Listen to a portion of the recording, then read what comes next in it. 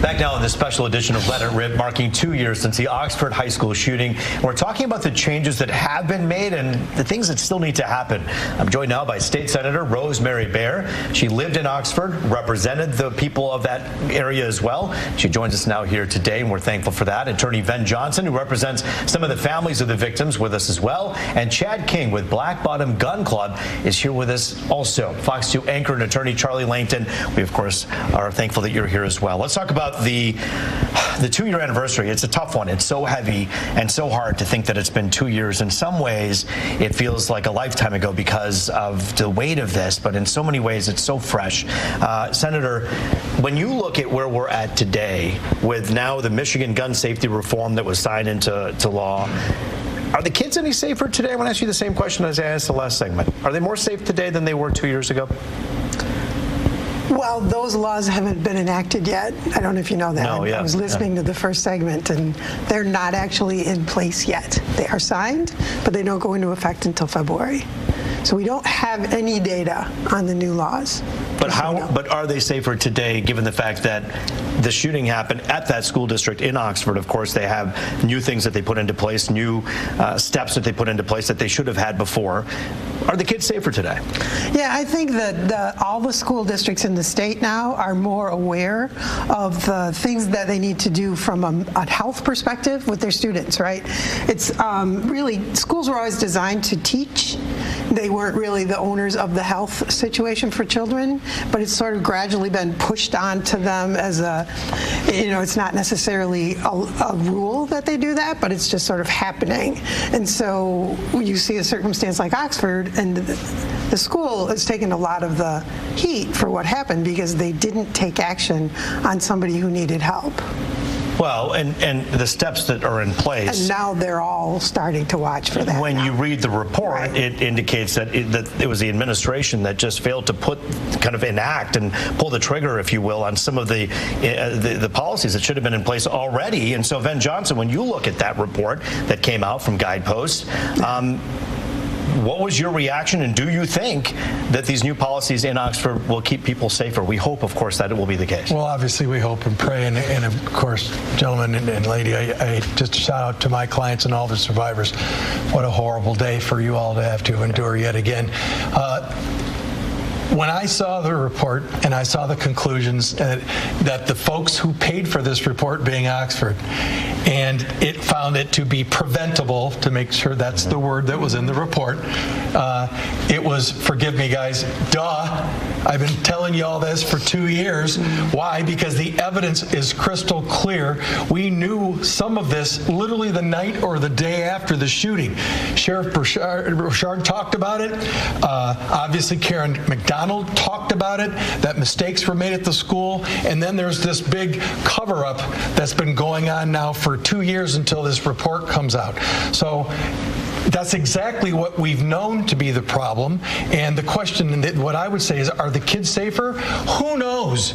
But until we hold people fully accountable under the law for the mistakes that were made on this very day 2 years ago, I don't know that anything has changed, Roop, Charlie, because we're not fully diving into what happened.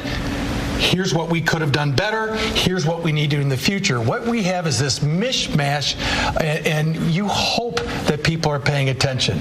Well, let's talk about this for a moment. And the senator pointed out that these laws don't, of course, take effect until February, but the fact that they were passed was done under a lot of enthusiasm for the governor and lawmakers who said something needs to happen here, something needs to change. And so let me ask you, Chad, when you look at the laws that are going to now be enacted, safe storage laws saying, hey, if you hurt someone, it's a felony of 5 years, $5,000. You got a 15-year prison sentence if you kill someone under the safe storage law that will be in effect in Michigan.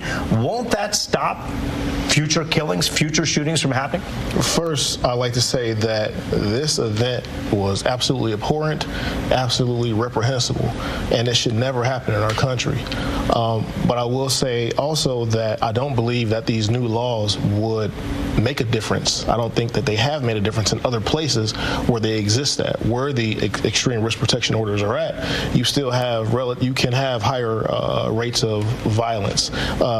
Similar to what what Mr. Anthony Adams said, we have a culture of violence that we have to deal with. We're not dealing with root causes. Now, a good thing that we have seen is that the school has been hardened. They've got the weapons detection system, right?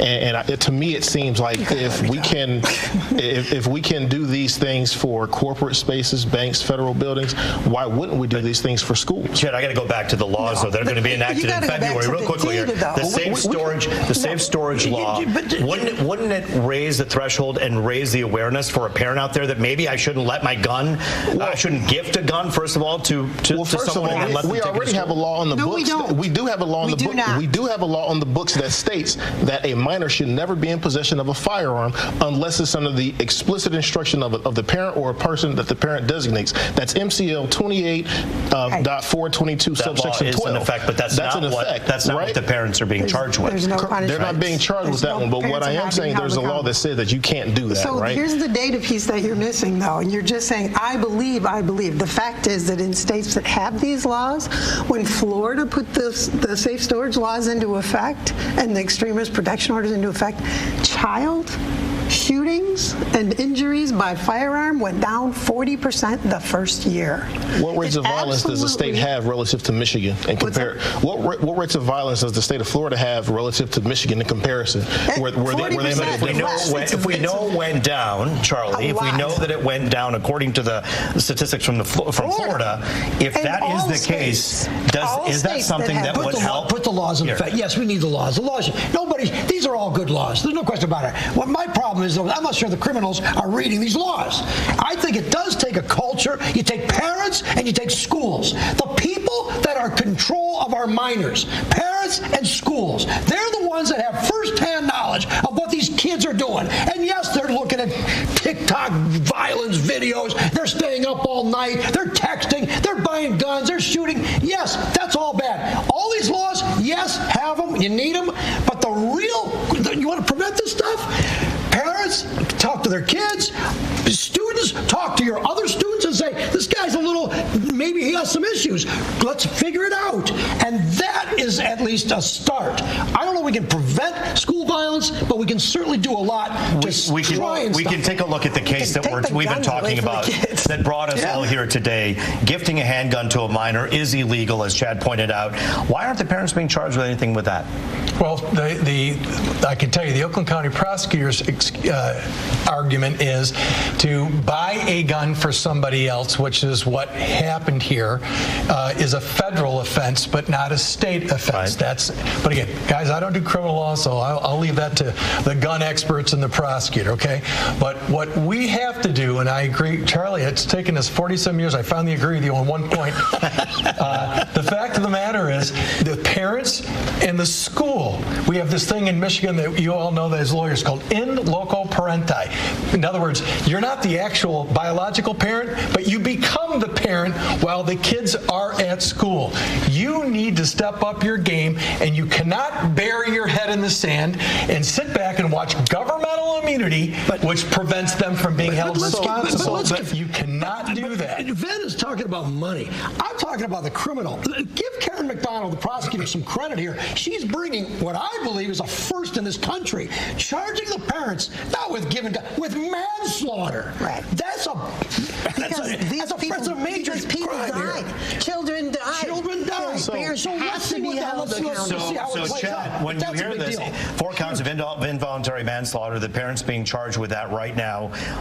What's wrong with that? I don't think anything is wrong with that. I actually do believe that parents should be held accountable. The system should be held accountable. That report by Guidepost said that at every level, at all levels of the district, I quote, that there was a failure and this could have been prevented and avoided, right? At every level of the district, from the board, the school board, to the superintendent and his cabinet, to the staff and administration. It could have been prevented all the way there before any laws were even instituted. What more can be done to prevent this from happening, in your opinion? In my opinion, I believe that there is a lack of education around firearms and firearm safety. I believe that there is a lack of seriousness about dealing with mental health challenges. We don't do that enough. We don't do that well enough to deal with the level of violence that we have in this country. Van Johnson, is it a mental health issue and a gun issue? It's an all issue. You used a gun. He was mentally ill, and the school thought he was a suicide risk to himself, obviously to himself.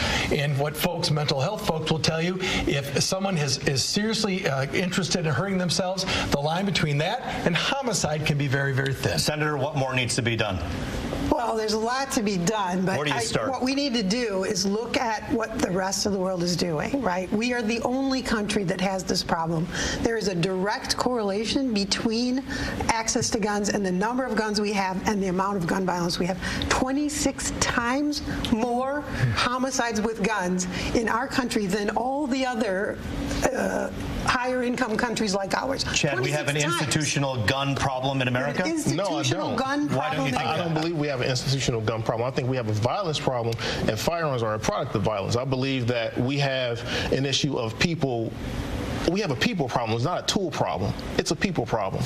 And I think that if we deal with people in Problems a exist in other countries too. People are dying because we have the guns. they do exist in other countries. Absolutely. Not like us. 26 times. We are 26 times worse. Well, since you brought up data, You're just saying what you believe. Actually, since you I'm brought talking up data, about actual facts. I can tell you that because when you brought up data, what you failed to recognize is that Johns Hopkins University actually brought up a study that the universal background checks in the state of California did nothing to reduce the amount of violent crime there. So what we have is data and evidence that shows this. I'm going to have to take a break here because when we come back, we'll have some final thoughts, and Charlie's taking Let It Rip on the road. We'll be right back.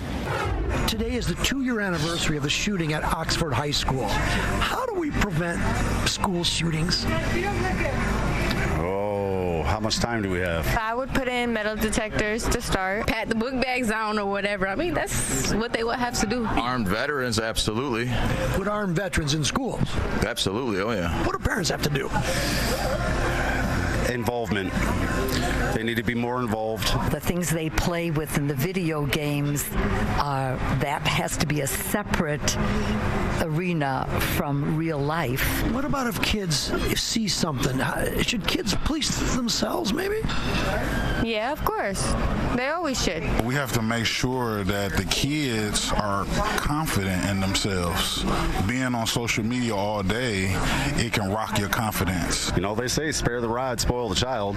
I never agreed with whooping my kid, but something's going to have to be done. I don't know. So what needs to be done? We have about 10 seconds left for each guest. I want to go right to Chad. What needs to be done to stop this? Let's deal with the root causes and work ourselves backwards from the desired outcome through all the possible solutions, and we'll see that when we work ourselves backwards and get to that root cause, it's not a law, it's not a piece of metal or plastic, it's dealing with the human element. Then? I think obviously having mental health like we're talking about now, awareness and teaching, but also letting it be known that we're holding everybody accountable criminally and civilly, which includes gun manufacturers, which includes teachers, governmental. Senator. Yeah, we made cars safe by regulation. We made a lot of things safe by regulation. We are regulating firearms. We regulate and hold people accountable when they do things that are illegal. On behalf of all of us here at Fox 2, on Charlie's behalf, on my behalf, we wish everyone in Oxford a pleasant and a peaceful night tonight. We're all with you and we're thinking of you.